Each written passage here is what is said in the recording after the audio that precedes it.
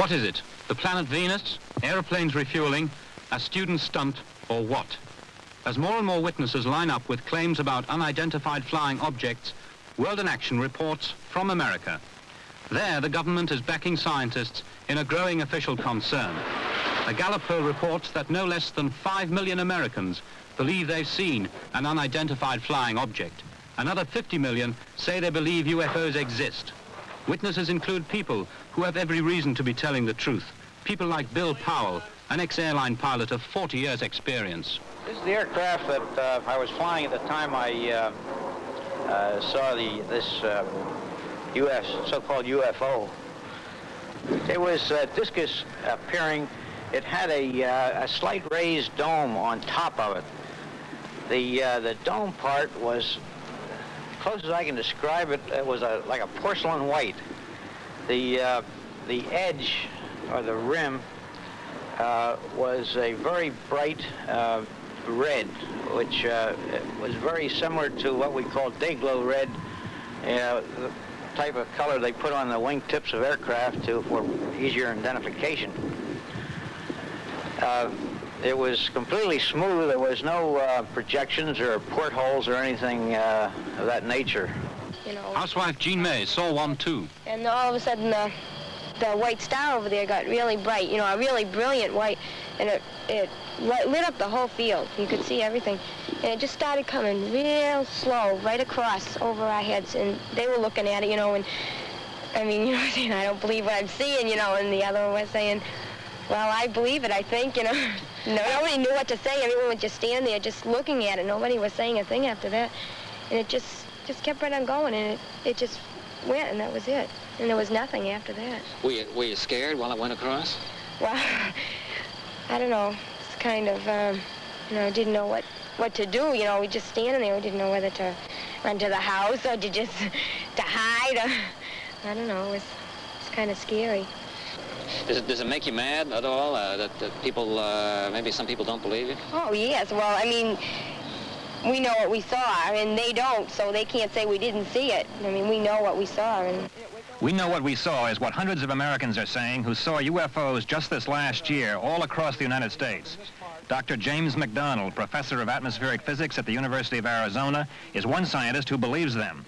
In the midst of much professional disbelief, he is a respected scientist who feels the time has come to take a good hard look at the evidence, especially now with the United States experiencing the biggest rash of sightings since the first UFOs were seen back in 1947. As a scientist, I regard it as extremely urgent, because here is a really unusual problem that is going unattended by the scientific community throughout the world. Apparently the situation is no different in England, Russia. I've been in Australia recently, and I think it's scientifically, well, almost scandalous that we're ignoring this long-standing problem in the way that we in the scientific community have ignored it. Well, now, what is the attitude of science towards UFOs? I mean, is it beginning to change, or is it still mostly skeptical? Oh, it's beginning to change, but it is still largely skeptical, and it's quite understandable. They have been assured that the problem has been looked at by official agencies, and it is a problem in which the type of data is less than ideal, to understate it. It's largely reports, subjective reports of witnesses, but, and this is a point I would emphasize after a year-and-a-half study of the problem, when you go to the witnesses in many of these cases, when you sort through, there are so many examples of highly credible witnesses, completely stable people of excellent reputation when you check around a bit, who have seen utterly unconventional objects maneuvering at low or sometimes high altitude, that to regard this as anything but a problem of considerable scientific importance, I think will be to miss something that we've already missed far too long, 20 years. I don't think you'll ever clear the air to the satisfaction, at least, of the UFO buffs. They want to believe, they're happy believing, let them go on believing. I think it's a great waste of time and money to spend much more time investigating it. Diametrically opposed to Dr. McDonald's views is Dr. Donald Menzel, astronomer with the Harvard College Observatory at Cambridge, Massachusetts. He has made a personal crusade of debunking UFO sightings. To go on for year after year trying to prove whether or not these things come from outer space or not. It's clear that they don't, and I'm quite sure that that will be the result of any investigation. Yes, I would say particularly now, the time has come to take them seriously for several reasons. An eminent scientist who at one time agreed with Menzel but has now changed his mind is Dr. J. Allen Hynek, head of astronomy at Chicago's Northwestern University. At one time I thought that reports were confined largely to the United States and that we were undergoing some sort of a bizarre nervous reaction. But their reports have come in now from better than 70 countries.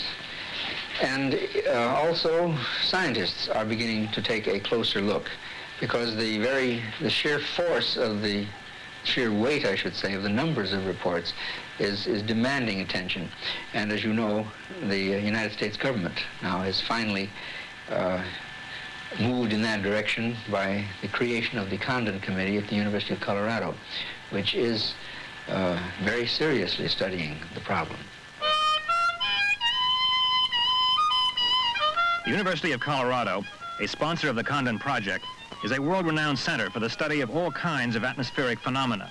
Set up in November of last year, the committee was given $313,000 by the U.S. Air Force and 18 months to prepare what the Air Force hopes will be the last word on the subject of UFOs.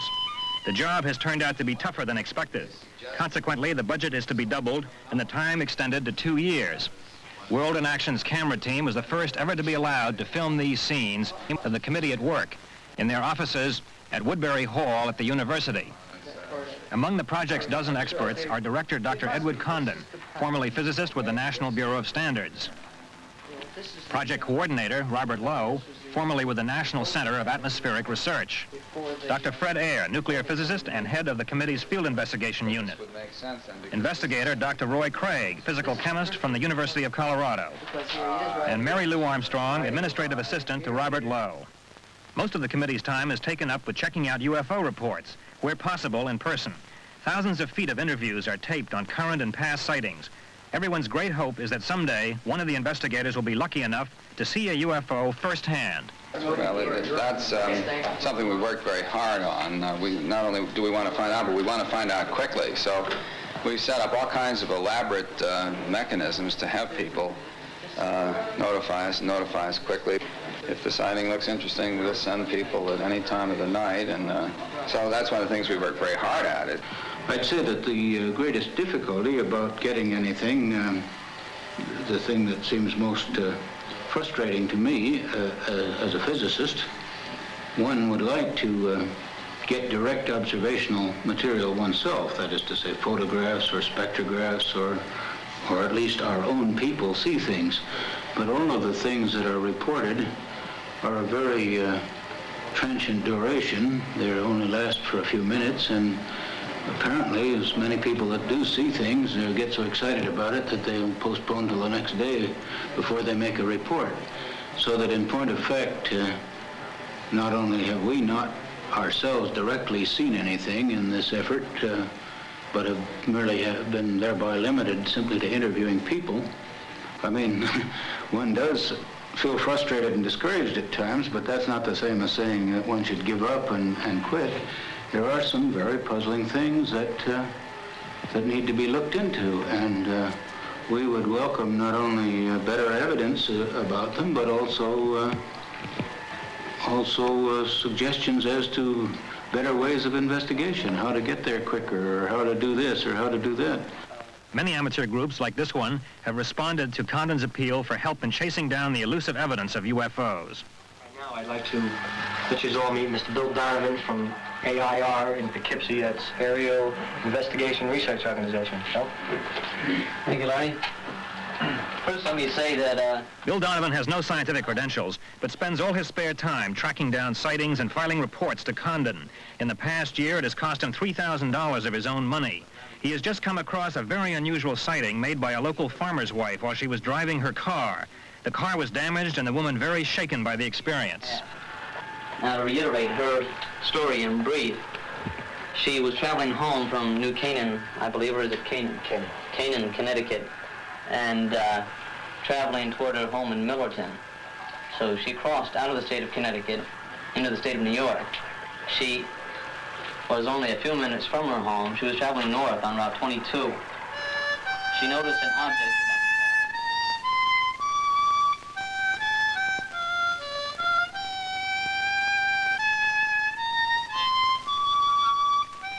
Emma Funk reconstructs her strange story on the spot where it happened. The radio got noisy, and I couldn't figure out what was wrong with it because it had never bothered me before like that. The further I come, the worse it got.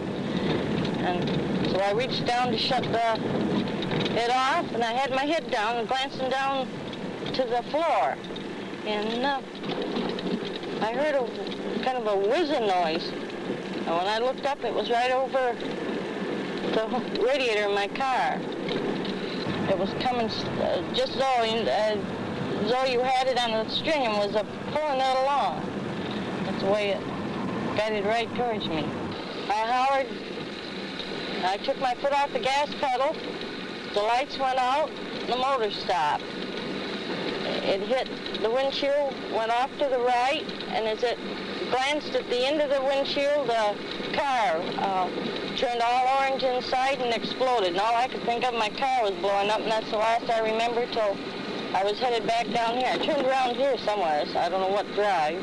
What was it like coming down the road at you? Now, can you describe that? Well, when I see it, it was either black or dark blue, and it was fluorescent and had these lights all around it. Where did it hit the windshield? Right up in here, right in front of my face. This is the actual break in the windshield. World in Action asked glass expert John Gray what he thought had caused it. The glass is broken with fine, hard object. The radiated lines continued from the center, and it's just an impact of a hard object. Do you think it could have been something very hot? No.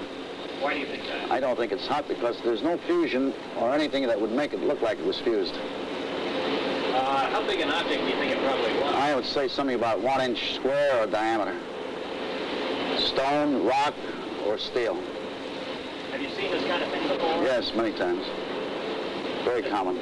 The object came... Obviously, in Gray's opinion, Emma Funk's car was hit by something far more ordinary than a UFO. However, other details made her experience seem more mysterious than ever. In the opinion of Bill Donovan, her case was definitely worth further investigation. Bright orange. The headlights went off, the engine failed, and she remembered gripping the steering wheel very tensely, and she passed out. When she came to, 15 minutes later, and this could later be verified, she was down the road 1 mile to the south, facing an opposite direction, and mumbling, "Why did it have to be me? Why did they pick me?" Afterwards, she couldn't remember anything that happened during those 15 minutes. Did she see more of the UFO, as happened in one similar case? Donovan wanted to find out. We feel that if we can have her undergo hypnosis, and she has already consented, then perhaps correlation will be verified in so much as perhaps something was done to her that she is not consciously aware of now. Using hypnosis, Dr. Herbert Spiegel, leading psychiatrist and hypnosis expert, will see if Emma Funk can call up the buried memory by reliving her ride in the car. Go into a profound trance state, and you look forward with curiosity as to how you can use that experience to uncover your memory of what happened during that period. All right? Now, in a short time, I'm going to touch your forehead, and you will now be able to describe how you're sitting in the car, what direction you were going, and now, minute by minute, you will be able to describe what is going on. Ready?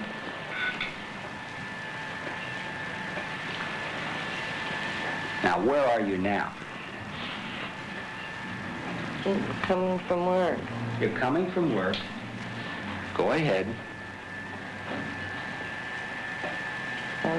It's a light on 22, turning to the right to go up home. The radio has got a lot of static. I'm shutting it off. I hear a noise. What kind of noise? A whizzing noise. A whizzing noise. All right, now what? I see something the size of a baseball. Where do you see that? Coming towards me. Toward you now? Yes. What would that be? I don't know. Got lights on it. Yes? It's guiding right for me. Well, you better do something.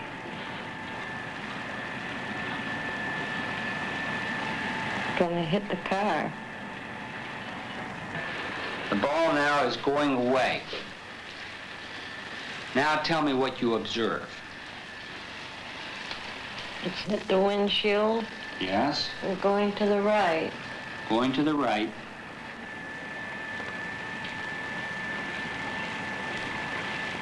Something's moving me. Describe it. I don't see anything. It's just moving me. Where is it taking you? On the road. Are you still in the car? Yes. I got my hands on the wheel. You got your hands on the wheel and something's moving you. All right, now keep yourself alert now and describe for me what's happening.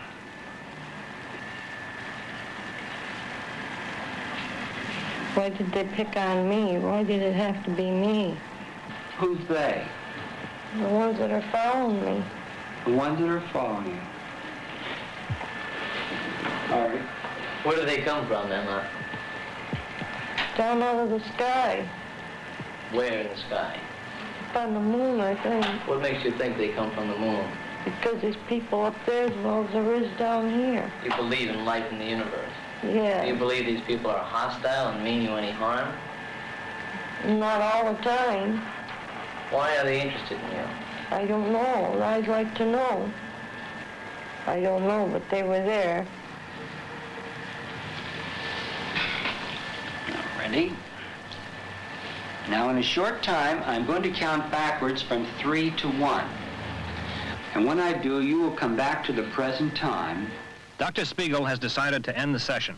The memory of the lost 15 minutes remains buried, but he feels sure she was merely suffering a mild hallucination brought on by her fantasy about moon people.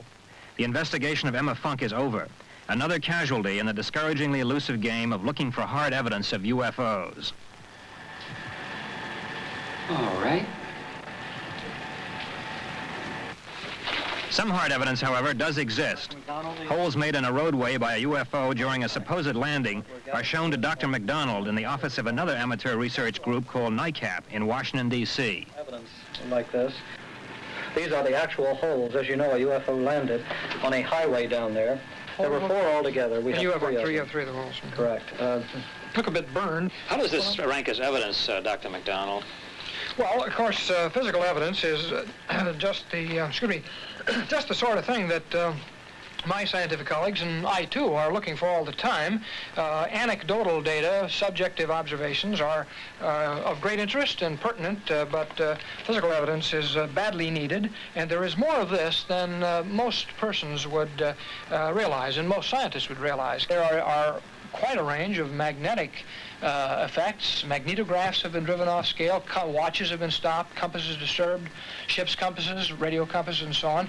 Great many cases of disturbance of car engines. Cars have been stopped. I suppose that there must be 100 to 150 rather well-authenticated cases of cars stopped. There have been power disturbances on small systems and large, coincident with, this doesn't prove it, that it's cause and effect, but there are too many instances of malfunctions and disturbances of power systems coincident with objects of an unconventional nature in the vicinity to ignore that category of data. So there really is a much broader range of effects than many persons are aware of, and I've been attempting to check into every one of these as best I can.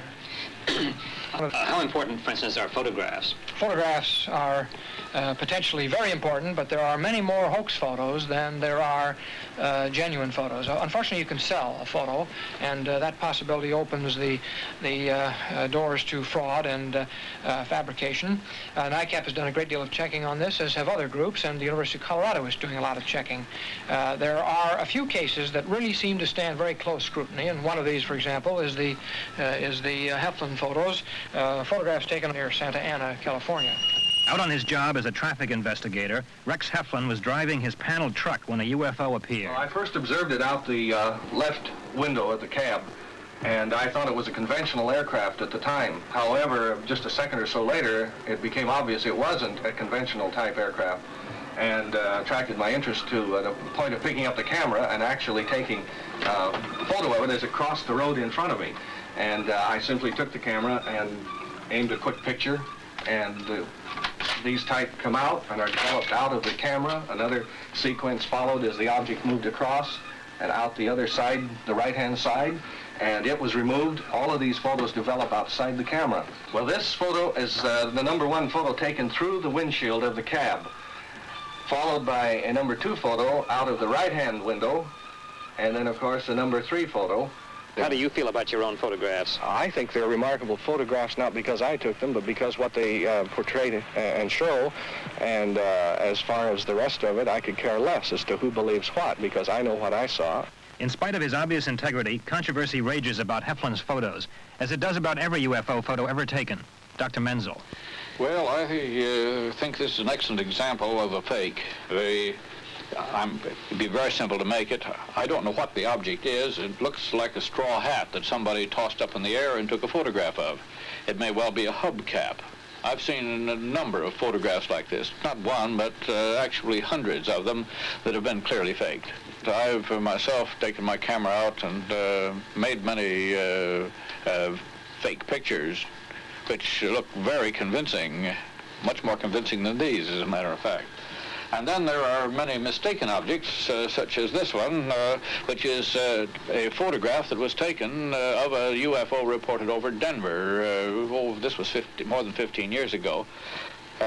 This was taken at my observatory at Climax, Colorado. When the UFO got in that direction, it turned out to be one of these balloons. It's about as high as a 10-story building. It was going at about 100,000 feet, and that was it. And here is a case of the sundogs that, as I mentioned. The bright object down here is a reflection of the sun in ice crystals. According to Menzel, movies of fake UFOs can be made even more easily than still pictures. Here, aiming a camera at the sun, he creates multiple reflections of the sun inside the camera lenses. The effect, he says, is like a whole squadron of flying saucers. Other fakery is very much more obvious.